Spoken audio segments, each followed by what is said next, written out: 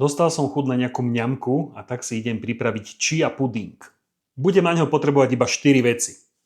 Prvá je rastlinné mlieko, alebo rastlinný nápoj. Druhá ingrediencia je kakao. 2 čajové lyžičky.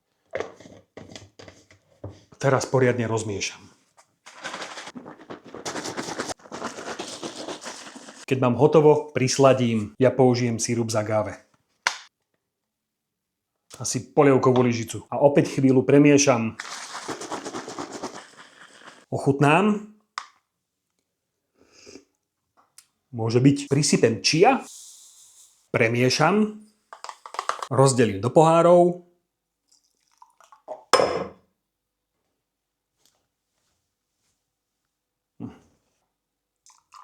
A odložím na pár hodín do chladu. Tak chia puding odpočíval v chladničke nakoniec celú noc a toto je výsledok.